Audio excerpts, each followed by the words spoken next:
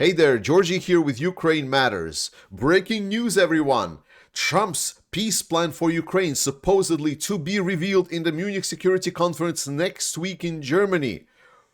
And I don't want to be a party pooper here, but I think that it's mostly hot air. So let's talk about it. From what we've heard so far, the plan details contain freezing of the fighting on the current line of contact, security guarantees for Ukraine in exchange for natural resources to United States, European mission to Ukraine to provide security guarantees, and some kind of additional discussions with regards to settlement and non-recognition of the Russian-occupied territories of Ukraine. Plus, an additional push from the Trump administration is once the ceasefire has settled in, there should be an elections in Ukraine, and they're also pushing that pro-Russian parties should be allowed to participate. I can go for hours discussing every single point of what we already heard and explain exactly why this is not a very good solution, to say the least. Firstly, I don't know if I would call this a peace plan. It looks to me more of a ceasefire agreement with potential of involving some other parties except for US. And secondly, what annoys me the most is that the pomposity with which it's been presented. Like this is the second coming of the Christ right over here, ladies and gentlemen. Whereas in reality, this is the most non-solution that has been proposed time and time again and have been tried to shove it down Ukrainian throats for a long, long time. Now with additional benefits that the Ukraine is going to be extorted for weapons. Therefore, let's go point by point. So the freezing on the current line of contact and non-recognition of the Russian-occupied territories of Ukraine. Well, this is a road to nowhere, even in the best-case scenario. This is basically what the allies were doing during the time when Crimea was not recognized by the world community as occupied by Russia. What happened, we exactly saw, was business as usual, and then slowly but surely Crimea kind of like, yes, but you need to recognize the realities on the ground, the changes within the governments, changes of position of those governments, Russian propaganda, Russian dirty money working, and we know that over time, the non-recognized territories, but that are de facto occupied and not like controlled by some third party, are factually getting recognized as occupied by Russia. Now, some post-factum world, maybe like sometime in the future when hopefully Russia will collapse, and then suddenly these territories will like, well, you know, we were actually always Ukrainian. That can happen, like it happened past the collapse of the Soviet Union.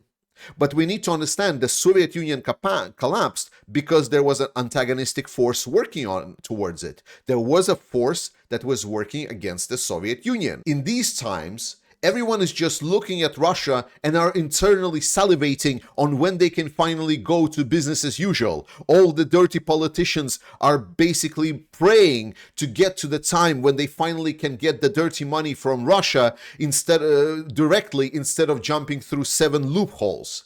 Everyone is just looking at this, and no solution for Ukrainian territories, in my book, is not even a starting position to have. Secondly, the European troops that supposedly should come in and help secure peace for Ukraine, well, firstly, the numbers that are being discussed are ludicrous. We're talking about like maybe tens of thousands of troops.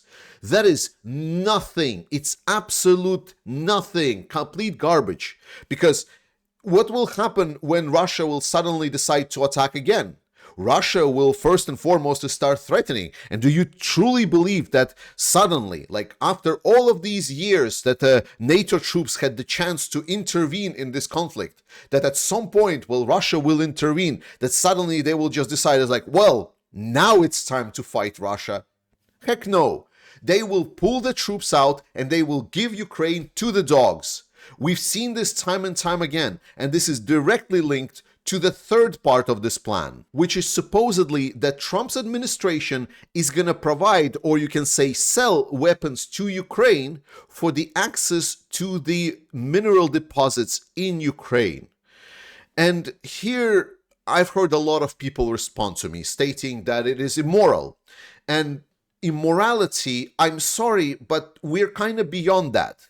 There was only one concrete moral choice for us all to make, is to defend Ukraine, to prevent war in the European continent. But no one is acting moral. Everyone is just making statements, and they're doing then 1/10 of what they're stating. No one is acting on the level of morality that is being declared. If you're still imagining that world is run by some kind of international law or some kind of principles of morality, think again.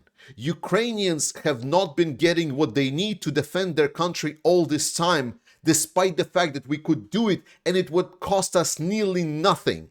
Yet our actions have stated that we are not a trustworthy ally, that our mouth is larger than our actions. And Ukrainians understood this. So right now, the argument that Ukraine shouldn't be trading off their minerals because it's moral for us to support Ukraine, to support democracy, this statement, I'm sorry for tautology, but it is morally bankrupt. Ukraine right now is looking at what its allies are doing, how allies are treating security alliances, and it's deciding very clearly that if morality is not there to help protect the country that they want to maintain, maybe the greed is. The truth of the matter is that despite all of the horrors that Ukrainians had to get through in this invasion, our perspective on Ukraine was never about Ukraine. It was always about us.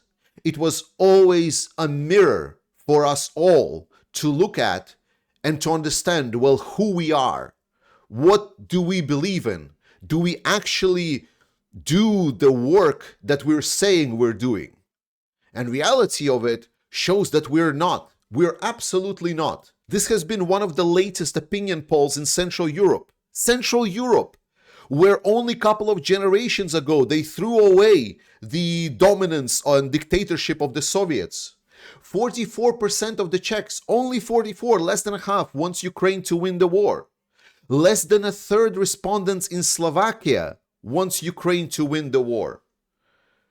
Majority of Czech citizens do not express interest in the situation of Ukraine, and almost 60% of them disapprove of the Czech government's action to support the country in defending itself. It's absolutely delusional. It's like people living in a fantasy land where something that is happening in Ukraine is not gonna be impacting them in any way. And if you want to understand just how utterly deluded we are here in Europe, this guy, it's a viewer on my channel. This guy views my videos. He listens to me talk. So he's like more engaged than majority of people in his country. And he states that as an Italian, I think 3% defense spending is too high and we are nowhere near threat the war. This is the mirror to our faces on how we're seeing the war in Ukraine.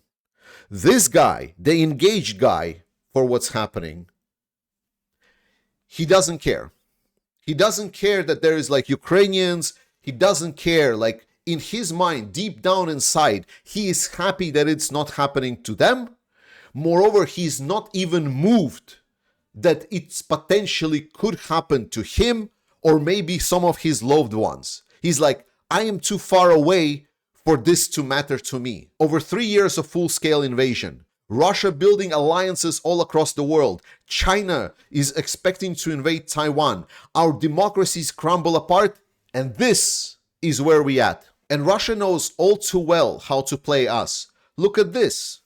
Because the Green Party is very much opposed to Russia. So Russia created this campaign in Germany where they hired like local vandalizing groups to go vandalize people's cars and then leave like leaflets that are about the Green Party.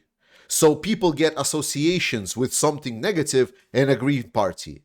They know us, they play us, and we are doing little to nothing to fight against this because we think it's too far fucking away and it's not impacting me. I obviously don't expect Ukraine to accept any kind of bad deal. Ukraine has long realized its agency, and the rhetoric that I'm hearing from the Ukrainian sources is quite nice. So that's why despite everything that is being discussed about the peace plan, so far I don't see anything that suggests that there is going to be some kind of a ceasefire or peace agreement that's going to be signed very shortly. It's a diluted perspective of people that are trying to sell you that this is about to get away and you're buying it because you want to. But what's happening in real time is Russia losing its fighting potential. We talked extensively in the last couple of videos. We were discussing that the data suggests that Ukraine is not allowing Russia to capture the same amounts of territories that it was capturing in months before. And now we got some new data that was coming in recently, where both Russia lost a lot of forces during January. So the fighting intensity doesn't really fall down. It's still intense. But we also saw that despite the increases, like still having the high losses for Russia, we also saw the data not only for the territory captured by Russia, but the total amount of attacks by Russia. So we see that Russians in general, like it's a slow decline, but it's a very, very straightforward decline of the Russian offensive operations in Ukraine. And we can see that by February, they're already getting lower and lower. So again, I'm going to wait until we get the full February data to completely declare that Russia is out of their offensive potential and they're going to be regrouping. But it seems that Ukrainians have already considered what is happening and they're already accepting. And a lot of the Ukrainian brigades have stated, well, not stated officially, but we hear, and Russians also know that a big number of brigades that have been fighting on the front line so far are now being renewed. And Miroshnikov Bogdan here states a very interesting things. We've talked about the fact that Russia is now reaching the western side of Pokrovsk. They're moving, if you remember, a little bit to the south and west of Pokrovsk. And there was a lot of fears that because it's a lot of open fields, that this will give Russia incredible advantage. Well, the irony of that is the tactics that Russia have been using so far to let them advance actually don't work that well on a very open terrain. The territory that Russia has been advancing was mostly urbanized, or at least it has had heavy vegetation.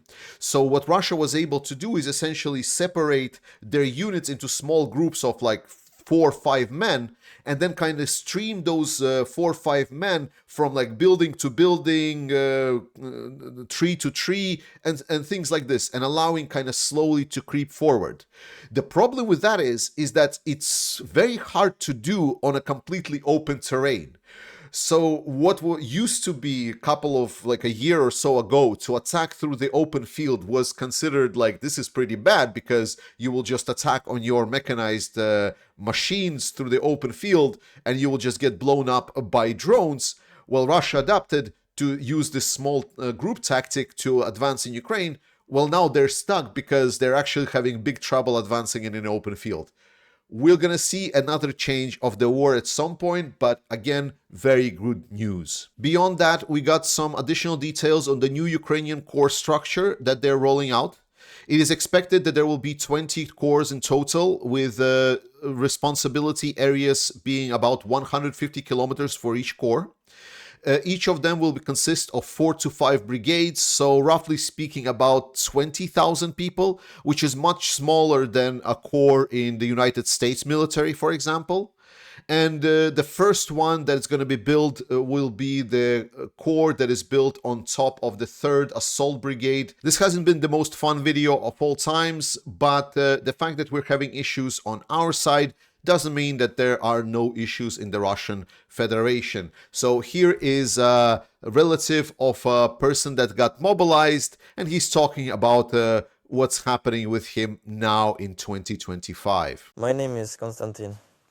My brother, Denis Pavlovich Nosikov, born on April 5th, 1993, was taken to Ukraine because he had been fighting for more than a year and wasn't allowed vacation.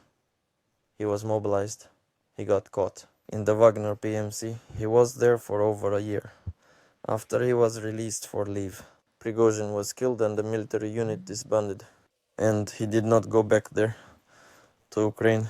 He was taken, compulsories arrived, and they are charging him with an offense, 377 part 5, that he supposedly was hiding, some kind of fugitive, but that is not true. They just came, took him unlawfully, without trial and investigation, and simply sent him to Ukraine in handcuffs. And also, Russia is having issues on some of their priority directions. Here is a video from the fighter from the Russians that are trying to attack in the Kursk direction, and he's gonna tell you how it feels to be Russian over there. The 177th Separate Marine Corps Regiment reporting. I am recording this video for Lapin Alexander Pavlovich. I really hope that it somehow reaches you because the official channels have simply been exhausted. As you surely see in your reports every day that we cannot drive the enemy out of Kurilovka, and that in the past 4 days, for example, we couldn't even evacuate the bodies of any of our wounded.